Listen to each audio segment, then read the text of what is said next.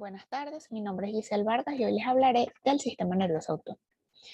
El sistema nervioso autónomo es aquel que se encarga de mantener la homeostasis y la adaptación del organismo a ciertas situaciones a través de la regulación de funciones como son frecuencia cardíaca, frecuencia ventilatoria.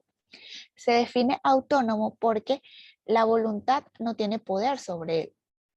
Es decir, que él se va a encargar de coordinar todas las reacciones entre el sistema nervioso central y el organismo y el medio ambiente a través de, como ya les dije, adaptación y homeostasis respectivamente. Hablando de algo de historia, la primera referencia que se tiene del sistema nervioso autónomo fue dada por Galeno. Cuando él disecó un animal, vio que hay conexiones entre la médula espinal y los órganos de este animal, de dicho animal. Por lo tanto, estas conexiones son simpáticas a los órganos. Luego, Langley, en una revista de fisiología, habló de que el sistema nervioso autónomo debería denominarse simpático y que había otro sistema, el cual iba paralelo a este, que Gaskell es el que denomina parasimpático e introduce los términos de preganglionar y postganglionar. Muy bien.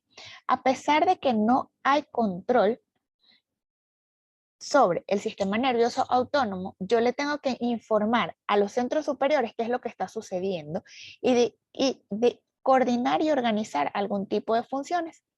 Esto lo hace, número uno, la médula espinal, a través de la coordinación de reflejos de micción, defecación, erección y eyaculación.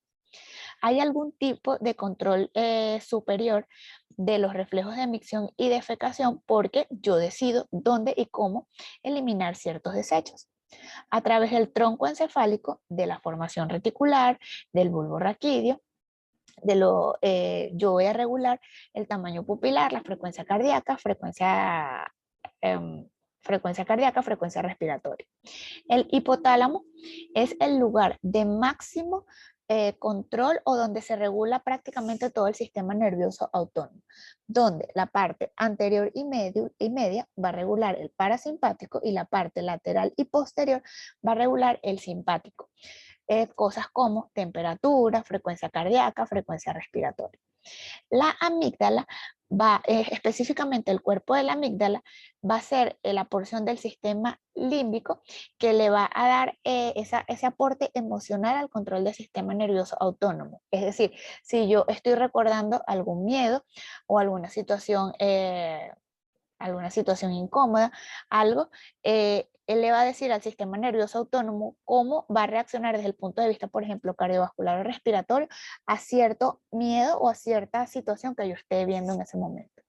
La corteza cerebral, como ya les dije, a pesar de que ella no tiene mucho control sobre el sistema nervioso autónomo, me va a ayudar a regularlo como centro superior por conductas aprendidas. Por ejemplo, el yoga va la respiración tranquila o la sensación de tranquilidad que él tiene, la corteza lo va a llevar a la parte límbica, al sistema límbico, o sea, se va a intercomunicar, le va a decir al sistema límbico la sensación de tranquilidad y el sistema límbico le va a decir al hipotálamo, yo estoy tranquila, baja la frecuencia cardíaca, baja la frecuencia respiratoria.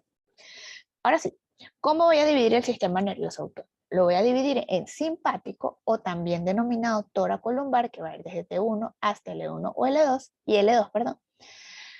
Y sistema nervioso parasimpático o cráneo sacro.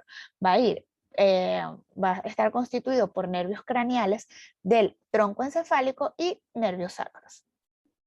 En líneas generales, todo, el simpático y el parasimpático van a tener una neurona preganglionar, un ganglio y una neurona postganglionar.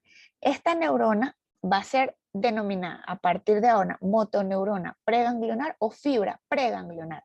Ella va a emerger del asta intermedio lateral de la médula espinal o va a ser un par craneal y ella se va a dirigir hacia un ganglio. En el ganglio vamos a tener a partir de este momento una fibra o motoneurona postganglionar que va a ir hacia el órgano efector. En otras palabras, la preganglionar va a decir qué hacer y la postganglionar lo va a hacer a través de la liberación de neurotransmisores. que es importante. Las preganglionares van a ser delgadas y van a estar levemente mielinizadas, y la postganglionar va a ser aún más delgadas a mielínicas prácticamente. Acá yo quiero que vean que hay una diferencia muy marcada entre el simpático y el parasimpático, y esto nos va a acompañar en toda la clase, donde el simpático va a tener fibras preganglionares cortas y postganglionares muy largas, a diferencia del parasimpático, que van a ser largas con postganglionares más cortas. El axón postganglionar, ¿cómo va a terminar? Va a terminar en el tejido efector, en varicosidades, que son unas especies de dilataciones o bulbos que van a contener neurotransmisor. ¿Qué me va a permitir esto? Con una pequeña, con un estímulo mediano, yo voy a estimular voy a liberar gran cantidad de neurotransmisor en una superficie más o menos amplia para tener una mayor respuesta. ¿Y qué otra cosa me va a ayudar a tener una mayor respuesta? Que casi todos los órganos tienen comunicaciones intercelulares, es decir, que con un pequeño estímulo yo puedo estimular, valga la redundancia, varios órganos. Aquí vean que el sistema simpático y el parasimpático se van a encargar de inervar casi todos los órganos y van a tener respuestas antagónicas el uno del otro. Se van a encargar, y quiero que vean esto, la homeostasis, y esto va a ser el balance entre una y otra, entre uno y otro sistema, donde el simpático te habla de lucha o huida y el parasimpático de descanso y digestión. Bien, el sistema nervioso simpático. Cuando hablamos de la motoneurona, fibra preganglionar, ella va a emerger del asta intermedio lateral de la médula espinal, y ella tiene tres rutas. Número 1, ella se va a dirigir hacia su ganglio simpático correspondiente a través del asta ventral, y esto lo va a lograr a través de una comunicación blanco, un ramo blanco. Puede ir hacia otro ganglio simpático y hacer sinapsis en este otro ganglio simpático, o puede dirigirse hacia la periferia a un ganglio simpático más lejano y luego de eso hacer conexión a su órgano efector. Por ello, vamos a decir que una fibra preganglionar va a estimular muchos lugares, y por eso es que el simpático tiene una respuesta tan difusa. Los ganglios, acá quiero que vean que tenemos ganglios paravertebrales que se van a encontrar paralelos a la columna vertebral y prevertebrales, como son el ganglio celíaco, el mesentérico superior y el mesentérico inferior.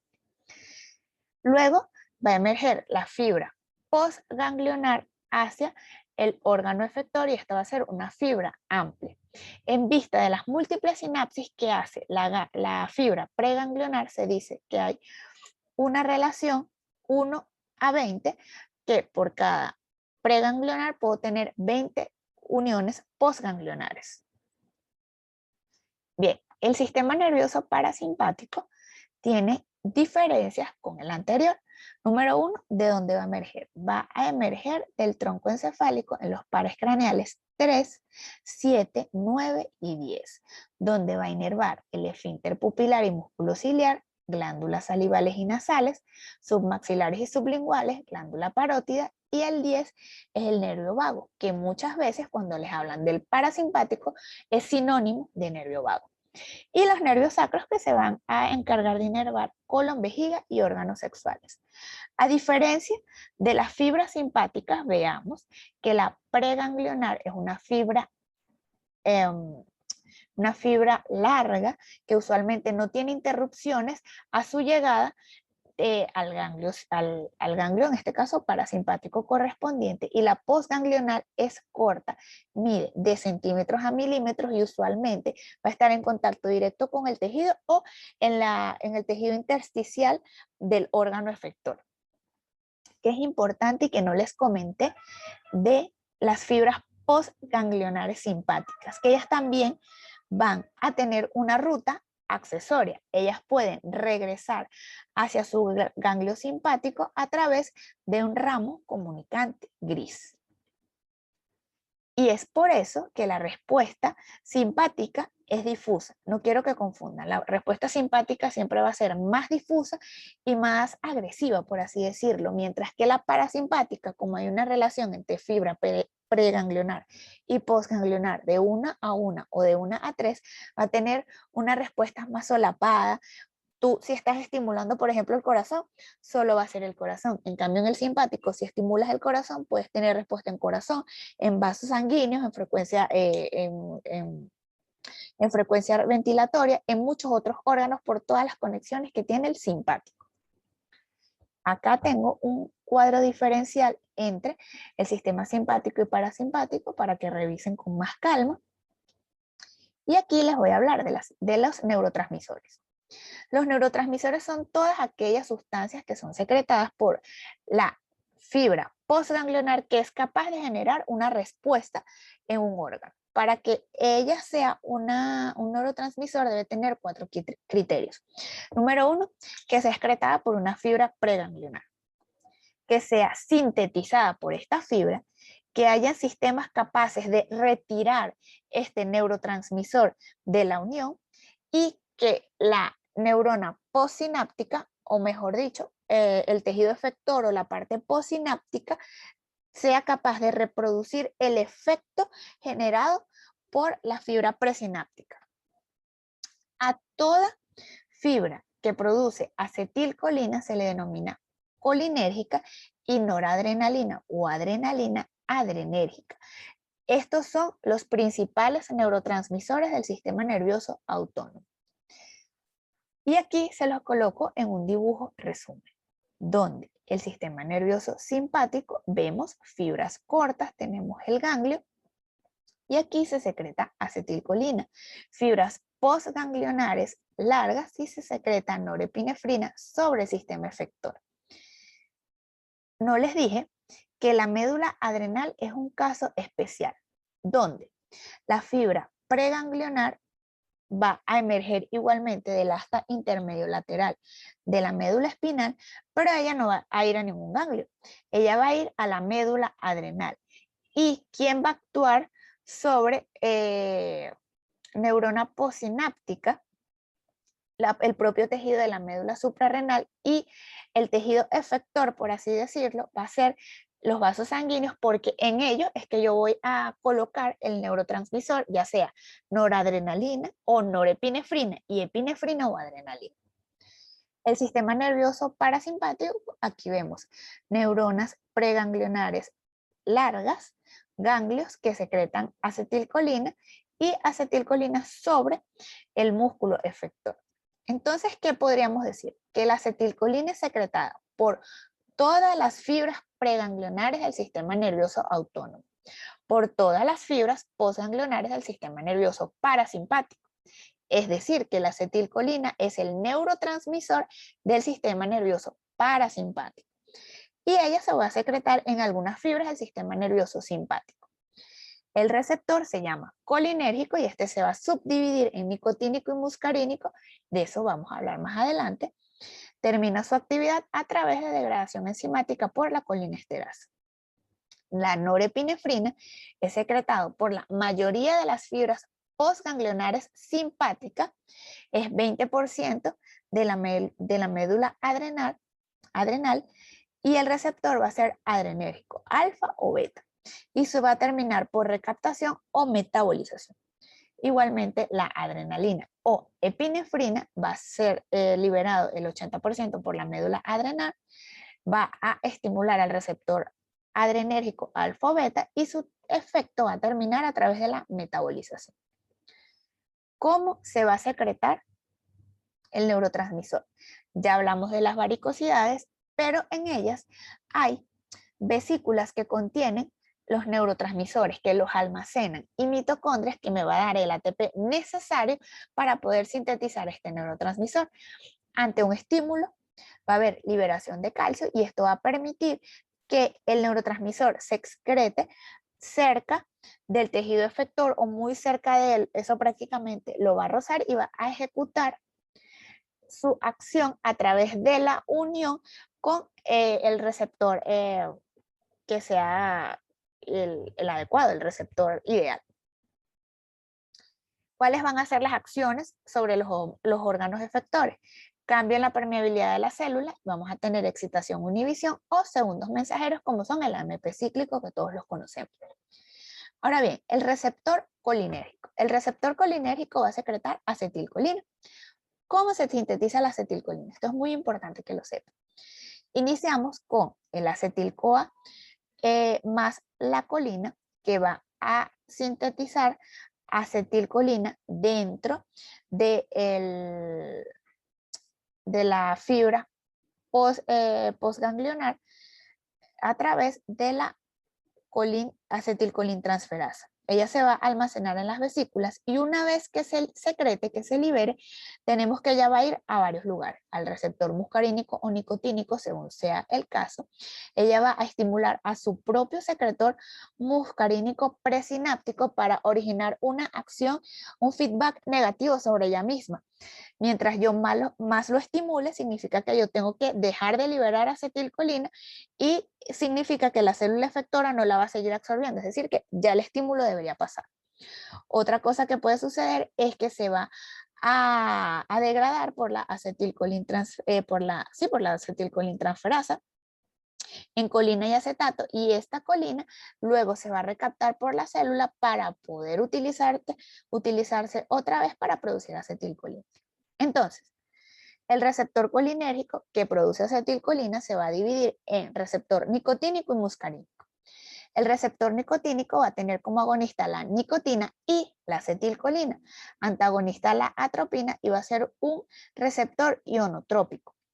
El muscarínico va a tener como agonista la muscarina, que es un producto tóxico derivado de setas, y antagonista la tubocurarina y va a ser metabotrópico. Él va a ser, a través de proteína G, es que va a ejercer su efecto. Él se va a encontrar a nivel postganglionar simpático y parasimpático. Acá una clasificación muy sencilla y me pareció ideal para esto, donde desde el punto de vista farmacológico lo tenemos en nicotínico y muscarínico, desde el punto de vista molecular, el nicotínico se encuentra en ganglios, en músculo esquelético, neuronas y en sistema nervioso central.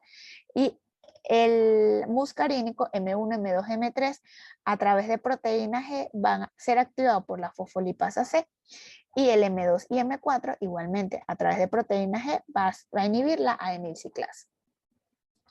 Otro dibujo donde tenemos que el que es conveniente, el que nos interesa a muestra del sistema nervioso parasimpático es el M1, M2 y M3. Y del receptor nicotínico, el N2, que va a estar en los ganglios autonómicos, sistema nervioso central y médula adrenal. Ahora, el receptor adrenérgico.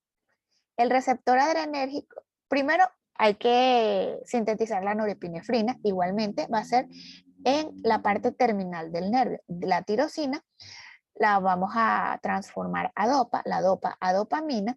La dopamina ya se va a almacenar en la vesícula y aquí se transforma a norepinefrina y cuando ocurra la despolarización, ella se va a liberar a la hendidura sináptica. En la hendidura sináptica va a tener varias vías. Una, va a ir a su tejido, a su órgano efector, a su receptor alfa o a su receptor beta.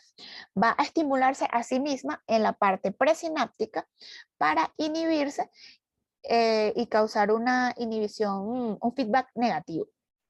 Se va a recaptar entre un 50 a un 80% o se va a metabolizar a través de la monoaminoxidasa o catecol o metiltransferasa. Y también puede ir hacia la circulación, que ahí es otra forma donde se va a, sí, también puede ir a la circulación colateral. Igualmente, este se va a dividir en alfa y beta, alfa 1, alfa 2, beta 1, beta 2 y se ha encontrado hasta un beta 3. Dentro de los alfa 1 se va a ser activado por la fosfolipasa C a través de segundos mensajeros, proteína G. Alfa 2, proteína G, inhibe la adenilciclasa, calcio y canales de potasio. Y los betas estimulan la adenilciclasa y los canales de calcio. Acá tienen un cuadro con los efectos de los receptores alfa y beta. Acá el mismo cuadro para que lo vean de diferentes formas esquemáticas. Este me gustó muchísimo porque separa la acción nicotínica y muscarínica de los receptores colinérgicos y el adrenérgico. Sí, el adrenérgico. Ahora, ¿qué efectos va a tener el sistema nervioso autónomo sobre los órganos? Básicamente son efectos contralaterales, donde el beta, por ejemplo, sobre el corazón, los beta 1 y beta 2 aumentan la frecuencia cardíaca, aumentan la contractilidad, y el parasimpático disminuye la frecuencia cardíaca y disminuye la contractilidad. Esto es un cuadro que tienen que analizar y estudiar para poder entender. Ahora, en la médula adrenal, ¿qué va a suceder? Como ya les dije, la neurona preganglionar va a emerger del asta intermedio lateral de la médula espinal, va a ir a la médula adrenal y, como dijimos, las células cromafines son un tejido neural modificado que va a segregar la epinefrina y la norepinefrina directamente al tejido, a la sangre, disculpen. Y esto va a ir al tejido efector. Finalmente, los reflejos autónomos. Los reflejos autónomos son aquellos reflejos que los órganos, ellos van a tener y le van a comunicar al hipotálamo y les van a decir, está sucediendo esto, y el hipotálamo, sin acción de voluntad, le va a decir hasta tal cosa. Entre los reflejos, por ejemplo, los cardiovasculares tenemos el reflejo vasoreceptor, el quimiorreceptor, el olóculo cardíaco, el reflejo autónomo digestivo, por ejemplo, cuando ves una comida y empiezas a salivar. Otro reflejo autónomo, cuando la vejiga ya tiene cierta cantidad en ml de orina, que ya viene el reflejo miccionar, vienen las ganas de orinar, pero ahí es donde la corteza le dice, no relajes el esfínter, vamos a esperar a llegar al baño. Y bueno, esto es todo lo que tengo para decirles del sistema nervioso autónomo. Ahí les dejo mi correo por si quieren que les haga llegar la clase o algún otro tipo de material de apoyo. Muchísimas gracias por escuchar.